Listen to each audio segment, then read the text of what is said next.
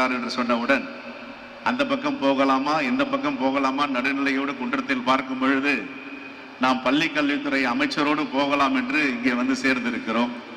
நம்முடைய மாணவ செல்வங்களை பார்ப்பதில் பெருமகிழ்ச்சியாக இருக்கிறது. ஒரு மூன்றாம் தலைமுறையின் ஒரு மகத்தான மக்கள் பணியில் ஈடுபட்டு இருக்கின்ற நம்முடைய பள்ளி கல்வித்துறை அமைச்சர் இந்த 50 ஆண்டு கால வரலாற்றில் ஒரு மிகப்பெரிய பொன்னெழுத்துக்களால் பொறிக்க வேண்டிய இடத்தில் அவர் வரலாற்றில் இடம்பெற்றிருக்கிறார்.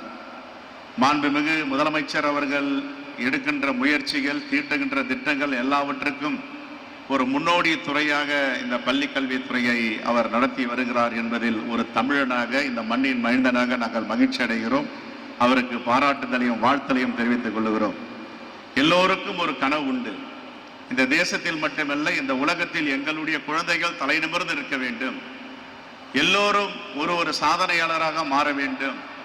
ஆனால் தமிழகம் அதற்கு முன்னணி மாநிலமாக இருக்க வேண்டும் என்ற கனவு, அந்த கனவையெல்லாம் நினைவாக்குகின்ற விதமாக பள்ளி கல்வித்துறை அடுத்த தலைமுறையை உருவாக்குகின்ற இடத்தில் இருக்கின்றன.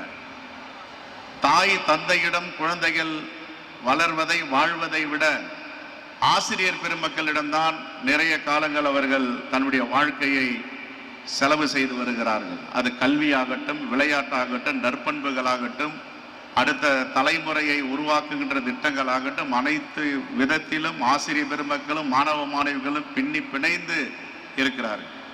அப்படி ஒரு தலைமுறையை உருவாக்குகின்ற ஒரு பள்ளி கல்வித்துறைக்கு தான் ஒரு அருமையான துடிப்பான ஒரு இளைஞரை மாண்புமிகு முதலமைச்சர் அவர்கள் இங்கு அமைச்சராக நியமித்திருக்கிறார்கள். அதுதான் இந்தியா முழுவதும் ஒரு பெரிய பிரச்சனையாக இருக்கிறது. தமிழகம் எல்லா துறையிலும் முன்னணியில் இருந்தாலும் ஒரு துறையில் மட்டும் முன்னணியில் இருக்கக்கூடாது என்று விரும்புகின்ற சனாதனவாதிகளும் மதவாதிகளும் இந்த தேசத்தில் கிளம்பி இருக்கிறார்கள். ஏனென்றால் பள்ளி கல்வித்துறை தான் ஒரு தலைமுறையை உருவாக்குகிறது, ஒரு தேசத்தை உருவாக்குகிறது, ஒரு கட்டமைப்பை உருவாக்குகிறது. இந்த பள்ளி கல்வித்துறை வெற்றி பெற்றால் இருக்கின்ற மாநிலங்கள் பின்னுக்கு போகிவிடும். சனாதனவாதிகளுக்கு வருத்தம் எல்லாம் இந்த ஒரே ஒரு வருத்தம் தான். ஆகையால் தான் நம்முடைய பள்ளி கல்வித்துறைக்கு கிடைக்க வேண்டிய நிதியை, உரிமை நிதியை, நமக்கு கிடைக்க வேண்டிய பங்கை கொடுப்பதற்கு மறுதளிக்கிறார்கள். 1008 கண்டிஷன்ஸ் போடுகிறார்கள். இதில் கையொப்பமிட்டால் தான் பள்ளி கல்வித்துறைக்கு பணம் கொடுப்போம், அதில் கையொப்பமிட்டால் தான் பள்ளி கல்வித்துறைக்கு நாங்கள் நிதி அளிப்போம் என்று. ஆனால் எந்த காலத்திலும் தமிழ்நாட்டு மாணவ மாணவிகளின் உரிமைகளை விட்டுக் கொடுக்க மாட்டோம். நீங்கள் 1000 கோடி இல்லை 10,000 கோடி கொடுத்தாலும் இந்த குழந்தைகளுடைய எதிர்காலத்திற்காக இந்த அரசாங்கம் நிற்கும் என்று உறுதியாக இருக்கிறார்கள். அங்கேதான் நம்முடைய மாண்புமிகு முதலமைச்சர் அவர்கள் உயர்ந்து நிற்கிறார். அதுதான் அரசியலில் பிரச்சனையாக விளைகிறது. இவ்வளவு பிடிவாத குணமும், எந்த விதத்தில் சமாதானம் அடையாமல் இருப்பதும், எந்த விதத்தில் தமிழ்நாட்டு மக்களுடைய நலன்களை விட்டுக் கொடுக்காமல் இருப்பதும், முதலமைச்சரை பார்த்து பொறாமை ஏற்படுவதற்கு இதுவும் ஒரு முதன்மை காரணமாக இருக்கிறது. அந்த அடிப்படையில தான் வெற்றிகரமாக இந்த துறை இந்தியாவே திரும்பி பார்க்கின்ற அளவிற்கு ஒரு மிகப்பெரிய வளர்ச்சி துறையாக ஈடுபட்டு வருகிறது. பெருந்தலைவர் காமராஜர் மதிய உணவை கொண்டு வந்தார். இந்தியாவில் எங்கு சென்றாலும் முதலில் இந்த தேசத்தில பெருந்தலைவர் காமராஜர் மதிய உணவை கொண்டு வந்தார் என்ற வரலாற்றில் இடம்பெறுகிறது. அதே நேரத்தில் காலை உணவை தமிழ்நாட்டில் அல்ல, இந்தியாவில் அல்ல, உலகத்திலே முதல் முறையாக ஒரு பள்ளி கல்வித்துறை அரசு பள்ளியில காலை உணவு திட்டத்தை கொண்டு வந்தது என்றால் அது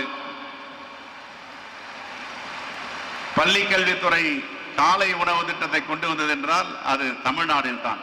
இங்கிருந்து தெலுங்கானாவில் ஆட்சி செய்கின்ற ரேவந்த் ரெட்டி அவர்கள், அதற்கு முன்பு இருந்த கேசிஆர் அவர்கள் தமிழ்நாட்டிற்கு வந்து நம்ம தலைமை செயலாளரை பார்த்து இந்த காலை உணவு திட்டத்தில் என்னென்ன சாத்தியங்கள், என்னென்ன சவால்கள் இருக்கின்றன என்னை ஆய்வு செய்து அவர்கள் தேர்தல் வாக்குறுதி கொடுக்கும் பொழுது தமிழ்நாட்டை போல் நாங்களும் காலை உணவு திட்டத்தை கொண்டு வருவோம், எல்லாவற்றுக்கும் தமிழ்நாடு முதன்மை மாநிலமாக, வழிகாட்டு மாநிலமாக இருந்தாலும் இந்த பள்ளி கல்வித்துறையை பார்த்து எல்லோரும் பிரமித்து போயிருப்பதுதான் யதார்த்தமான உண்மை. இங்கிருந்து கேரளா நாட்டிலே காலை உணவு திட்டத்தை விரிவாக்கம் செய்கிறார்கள். இப்படி எல்லாவற்றுக்கும் இந்த தேசத்தில் மட்டுமல்ல, கிழக்கு ஆசியாலேயே ஒரு மிகப்பெரிய வளர்ச்சி பெற்ற துறையாக, தலை நிமிர்ந்து இருக்கின்ற துறையாக நம்முடைய பள்ளி கல்வித்துறை உயர்ந்து இருக்கிறது என்பதில் நாம் பெருமைப்படுகிறோம். இதுதான் தமிழர்களுடைய வரலாறு, இதுதான் தமிழருடைய ஜீன் என்று சொல்லுகின்ற அளவிற்கு இன்று நாம் தலை நிமிர்ந்து இருக்கிறோம். ஆகவே பள்ளி கல்வித்துறை சார்ந்த அதிகாரி பெருமக்களுக்கும் இதற்கு தலைவராக இருந்து செயல்படுகின்ற பள்ளிக்கல்வித்துறை அமைச்சர் அவர்களுக்கும் மாண்புமிகு முதலமைச்சருக்கும் பாராட்டுதலையும் வாழ்த்துக்களையும் குவிந்து கொண்டிருக்கின்றன. குறிப்பாக கொரோனா பெருந்தொற்று காலம், கொரோனா பெருந்தொற்று காலத்தில் எல்லோரும் மக்களை உயிர் காக்க வேண்டும், அவர்களை இறப்பில் இருந்து பாதுகாக்க வேண்டும் என்று போராடி கொண்டிருக்கிறார்கள் எல்லா மாநிலத்திலும்.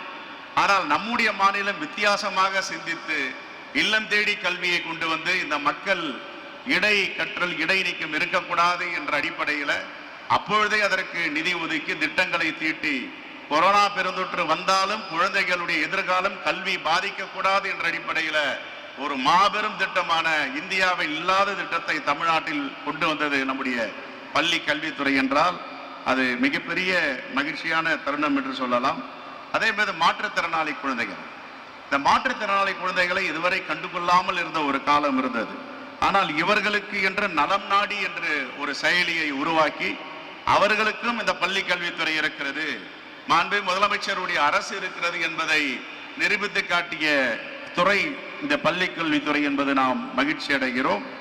அதே போன்ற நான் முதல்வன் திட்டம், இந்த நான் முதல்வன் திட்டத்தை பார்த்து புதுடெல்லியில் இருக்கின்ற வடநாட்டு அமைச்சர்கள் தலைவர்கள்லாம் என்னிடம் புதுடெல்லிக்கு கூட்டத்திற்கு சென்றால் இதை கேட்பார். நான் முதல்வன் என்றால் இதற்கு என்ன மீனிங், அவனுக்கு முதலமைச்சராக போகிறாரா என்ன அதுக்கு அர்த்தம் என்று கேட்கும்போது சொல்லுவேன், ஒரு துறையிலும் தமிழ்நாட்டு மாணவர்கள் முதல்வராக விளங்க வேண்டும், இந்தியாவிற்கு வழிகாட்டுகின்ற மாணவராக இருக்க வேண்டும். குடும்பத்தில் மட்டும் அவன் தலைவன் இல்லை, நாட்டின் மட்டும் தலைவர் இல்லை, உலகமே வியத்து பார்க்கின்ற அளவிற்கு எங்களுடைய மாணவ மாணவிகள் முதல்வராக வர வேண்டும் என்ற கனவு தான் எங்களுடைய முதலமைச்சருடைய கனவு என்பதை நாம் சொல்லி இருக்கிறோம். அதே போன்ற இந்த கலை திருவிழாவில் நான் பல பள்ளிக்கூடங்களில் கலந்திருக்கிறேன். இந்த ஆண்டு என்னால் கலந்து கொள்ள இயலவில்லை வேலை பளு காரணமாக. இந்த கலை திரைவிழாவில் ஒரு பள்ளி மாணவர்களும் தன்னுடைய திறமைகளை வெளிப்படுத்தி எல்லோரும் பாராட்டுகின்ற அளவிற்கு அவர்களை இன்னும் ஊக்குவிக்க வேண்டும் என்று இந்த பள்ளி கல்வித்துறை வெளிநாடுகளுக்கெல்லாம் அனுப்பி இன்னும் நீங்கள் சிறப்பாக உங்களுடைய திறமையை வெளிப்படுத்த வேண்டும், அதற்கு பள்ளி கல்வித்துறை இருக்கிறது, நம்முடைய அரசு இருக்கிறது, மாண்புமிகு முதலமைச்சர் இருக்கிறார் என்று நம்முடைய மாண்புமிகு பள்ளி கல்வித்துறை அமைச்சர் எடுத்த முயற்சிகள் எல்லாம் ஒரு மிகப்பெரிய திருப்பு முனையை நம்முடைய தமிழகத்தில் ஏற்படுத்தி இருக்கிறது. அதே போன்று இல்லம் தேடி கல்வி, மாநில கல்விக் கொள்கை, எந்த மாநிலத்திலும் இந்த தேசத்தில் இல்லாத ஒரு கல்விக் கொள்கை தமிழ்நாட்டிற்கு என்று வகுத்து கொடுத்திருக்கிறார்கள். இந்த மாநில கல்விக் கொள்கை எதை சொல்லுகிறது என்றால், நீங்கள் கடந்த காலங்களில கொண்டு வந்த குலத்தொழிலை செய்ய வேண்டும், சனாதானத்தை கடைபிடிக்க வேண்டும், உங்களுடைய தாய் தந்தை எந்த நிலையில இருந்தார்களோ நீங்கள் அந்த நிலையில் இருக்க வேண்டும், ஒரு படி மேலே போய் ஏறிவிடக் கூடாது என்பதை உடை தெரிந்து தகர் தெரிந்து மாநிலத்துக்கென்று ஒரு கல்விக் கொள்கை கொண்டு வந்த தமிழ்நாட்டு அரசிற்கும் மாண்புமிகு முதலமைச்சருக்கும் பள்ளி கல்வித்துறைக்கும் ஒரு மிகப்பெரிய ரெட் சல்யூட் அடித்து நான் விடைபெறுகிறேன். நன்றி, வணக்கம், ஜெயஹிந்த். நன்றி ஐயா. அடுத்ததாக மாண்புமிகு பள்ளி கல்வித்துறை அமைச்சர் அவர்கள் சாரணர் இயக்கத்தின் நிறுவன நாள் கொடியை வெளியிட இருக்கிறார்.